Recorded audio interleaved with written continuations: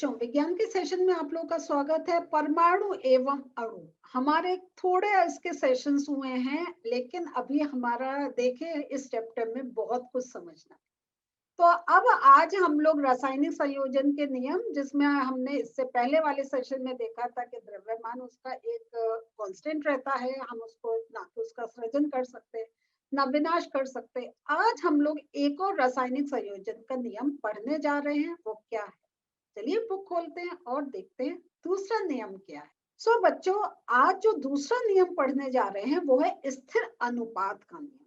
तो ये अनुपात किसमें है और स्थिर, इसका क्या अर्थ है, इसको हम समझते हैं।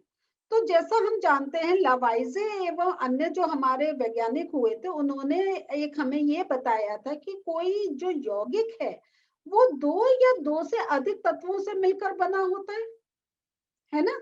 ये तो हमने को पता चल गया था। जब हम यौगिक की बात कर रहे हैं तो यौगिक का अर्थ है उसमें एक से अधिक तत्व आपस में मिले हुए हैं। तो इस प्रकार जो हमें यौगिक प्राप्त होते हैं, तो उन यौगिकों में इन तत्वों का अनुपात स्थिर होता है। तो और चाहे वो किसी भी स्थान से हमें प्राप्त हो, हमें उनका जो एक वो जिन तत्वों से वो मिले हैं, हमें वो जो तत्व हैं वो हमें उसी रेशियो में प्राप्त होते हैं। तो ये एक बड़े अचंभे की बात है। तो इसका मतलब है, तो कहीं ये कांस्टेंट हमें एक चीज चलती है। तो यहाँ जैसा अभी हमने देखा कि जो तत्व होते हैं वो एक स्थिर अनुपात में आपस में रिएक्शन करते हैं और तब वो एक यौगिक का निर्माण करते हैं। अब जैसे अगर हम एक एग्जाम्पल ले रहे हैं जल का। जल क्या है? ये एक यौगिक है। और यौगिक किसका है? इस कौन से तत्व मिल रहे हैं? ये हाइड्रोजन एवं ऑक्सीजन जब आपस में मिलते हैं तब हमें जल प्राप्त होता है ना। और ये जो हाइड्रोजन ऑक्सीजन के द्रव्यमानों का जो अनुपात होता है वो होता है 1:8। और ये जल हमें कहीं से भी प्राप्त हो, हमें यही एक अनुपात देखने को मिलता है, चाहे जल का स्रोत कोई भी हो। इसी प्रकार यदि हम ये इसमें देखिए, ये को थोड़ा समझने की बात है कि यदि हम 9 ग्राम जल का अपघटन करें तो हमें हमेशा जो एक हाइड्रोजन और गैस प्राप्त होगी वो हमें इसी रेशियो में प्राप्त होगी। 1 ग्राम हाइड्रोजन प्राप्त होगी और 8 ग्राम ऑक्सीजन प्राप्त होगी। क्योंकि जो जल है उसमें अनुपात ही है। अब हम यहाँ पर अगर हम जैसे 9 ग्राम जल लिया, हम कुछ भी ले लें, किसी कितना भी ग्राम ले लें, लेकिन हमें वही कि हमें जो हाइड्रोजन ऑक्सीजन का जो रेशियो मिलेगा, जिस अनुपात में वो पाए जाएंगे, वो सदा हमें 1:8 का ही रेशियो देखने को मिलेगा, इसी अनुपात में मिलेगा। दूसरा एक और एग्जांपल देख रहे हैं अमोनिया का। क्योंकि हमें यौगिक देखने हैं ना, तो हम ऐसी चीजें देख रहे हैं जो दो तत्वों से मिलकर बनी है।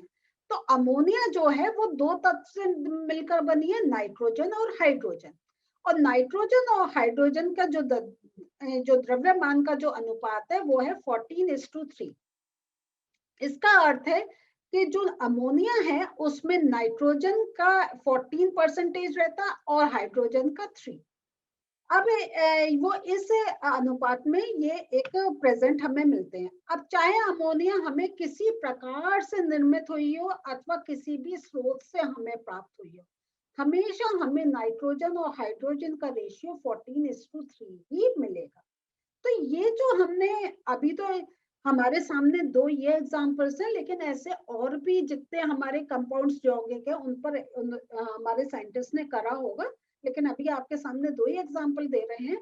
तो इन एग्जांपल्स के में से हमें क्या होता है, स्थिर अनुपात के नियम की व्याख्या होती है, जिसे निश्चित अनुपात का नियम भी हम कह सकते हैं।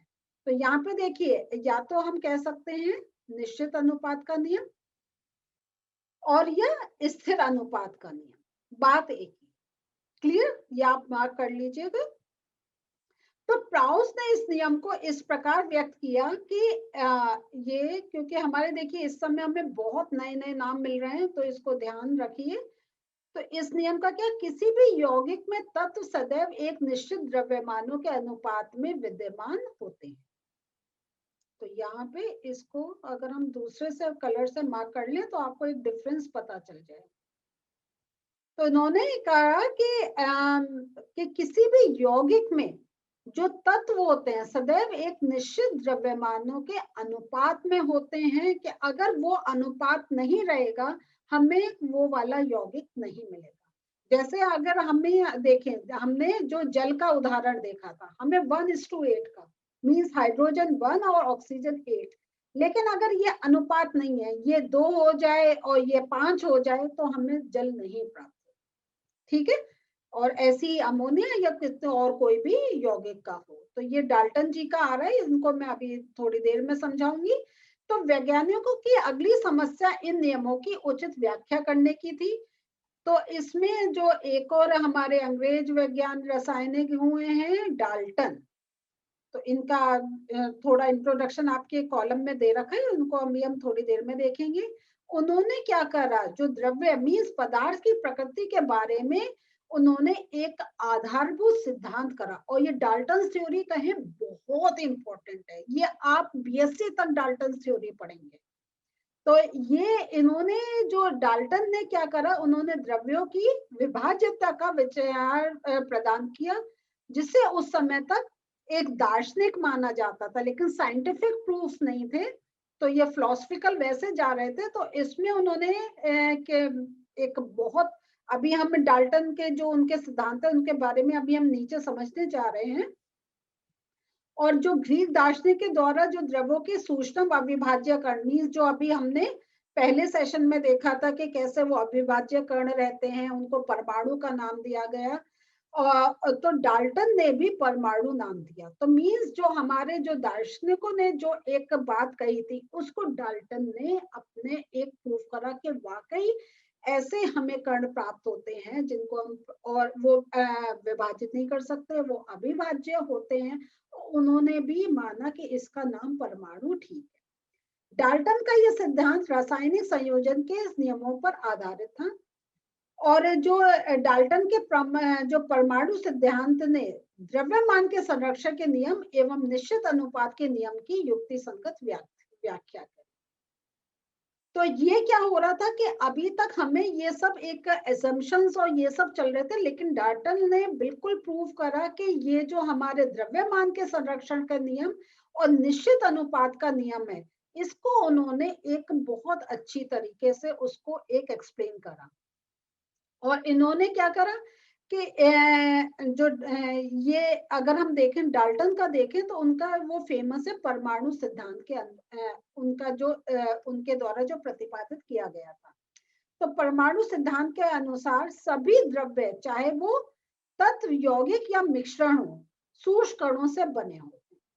तो कोई भी अगर हमारे एटमॉस्फेयर में जो हमारा मैटर है, और वो मैटर हमारा क्या है, वो तत्व भी हो सकते हैं मीन्स एलिमेंट्स, वो यौगिक भी हो सकते हैं मीन्स कंपाउंड, और वो मिश्रण भी हो सकते हैं। क्योंकि मिश्रण क्या होता है कि वो जो कई जो तत्व आपस में मिले हैं तो वो केमिकली आपस में मिलके एक नया कंपाउंड नहीं बना रहे, वो जितने तत्व आपस में मिल रहे हैं वो अपनी अपनी एक आइडेंटिटी बनाए हुए हैं। तो जैसे हमने आपके साथ पहले भी डिस्कस करा है कि अगर हम रेत ले रहे हैं और हम जो एक आयरन का जो लोहे की छीलन ले रहे हैं उसको मिला रहे हैं, तो वो भी क्या हुआ, वो एक मिश्रण हुआ।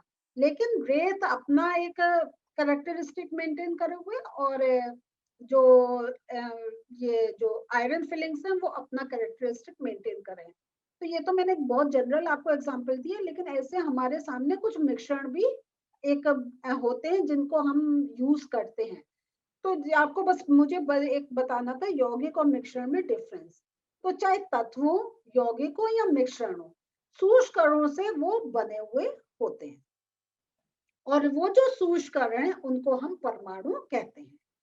अब जो डाल्टन ने जो उनको पूरा समझाया वो पूरा ये देखिए इनके ये सिद्धांत। तो इसको हम एक एक करके जरा डिटेल में समझेंगे। सभी द्रव्य परमाणुओं से निर्मित होते हैं, ये पहला उनका आया। तो मतलब उन्होंने बिल्कुल टिक कर दिया कि वाकई जितना भी मैटर है वो परमाणुओं से मिलकर बना होता है। ये जो परमाणु होते हैं ये परमाणु अविभाज्य सूक्ष्मकण होते हैं, जो रासायनिक अभिक्रिया में ना तो सृजित किए जा सकते हैं और ना ही विनाश किए जा सकते हैं। फिर दिए गए तत्व के सभी परमाणुओं का द्रव्यमान एवं रासायनिक गुणधर्म समान होते हैं। तो ये बहुत इसको अच्छी तरीके समझ लीजिए कि जो तत्व के जो परमाणु होते हैं, जो इसका अर्थ हुआ जो तत्व है वो परमाणुओं से बने होते हैं। तो किसी तत्व के परमाणु का द्रव्यमान एवं रासायनिक गुणधर्म समान होते हैं। तो उस तत्व के अंदर जितने परमाणु हैं वो सेम अपनी कैरेक्टरिस्टिक रखते हैं और उनकी जो केमिकल प्रॉपर्टीज होती हैं वो सेम होती हैं। उनके उस तत्व के जो परमाणु हैं वो बिल्कुल सेम रहेंगे। दूसरे तत्व के जो परमाणु हैं वो अपनी कैरेक्टरिस्टिक्स रखेंगे। तो ये बहुत इंपॉर्टेंट पॉइंट है, इसको समझ लीजिए। दिए गए तत्व के सभी परमाणुओं का द्रव्यमान एवं रासायनिक गुणधर्म समान होते हैं। फिर भिन्न भिन्न तत्वों के परमाणु के द्रव्यमान एवं रासायनिक गुणधर्म भिन्न भिन्न होते हैं, जो मैंने आपको बताया था। तो ये इन दो पॉइंट्स में बच्चे कभी कभी कंफ्यूज कर जाते हैं, तो इसलिए इसको समझ लीजिए।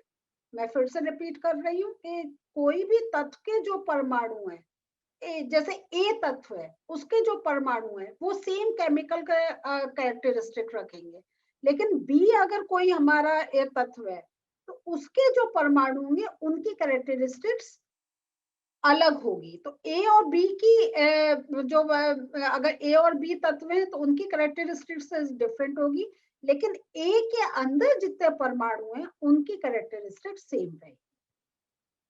भिन्न भिन्न तत्वों के परमाणु परस्पर छोटी पूर्ण संख्या के अनुपात में संयोग कर यौगिक निर्मित करते हैं। तो अब आया यौगिक का। जब हम अभी तक हम तत्वों की बात कर रहे थे, लेकिन अब जब यौगिक की बात कर रहे हैं तो भिन्न भिन्न तत्वों के परमाणु परस्पर छोटी पूर्ण संख्या के अनुपात में संयोग करके यौगिक निर्मित करते हैं। तो इसका अर्थ हुआ कि जो यौगिक बन रहा है ये परमाणु क्या है, ये आपस में मिल रहे हैं।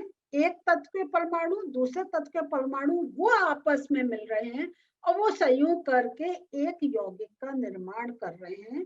और ये जो इनका जो अनुपात होता है वो पूर्ण संख्या में होता है।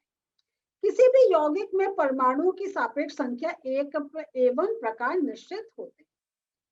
तो यहाँ पे अब जब यौगिक हमें मिल रहा है और यौगिक दो तत्व, दो या दो से अधिक तत्वों से मिलकर बन रहा है। तो जब दो और दो से अधिक तत्व मिल रहे हैं इसका मतलब है दो या दो से अधिक टाइप के परमाणु आपस में मिल रहे हैं। तो ये जो किसी भी यौगिक में परमाणुओं की सापेक्ष संख्या एवं प्रकार ये निश्चित होती है। तो जैसा अभी हमने वह जो जल का और अमोनिया का उदाहरण देखा था, तो वो हमें एक प्रॉपर एक हमें उनका जो संख्या है वो हमें एक निश्चित मिलती है।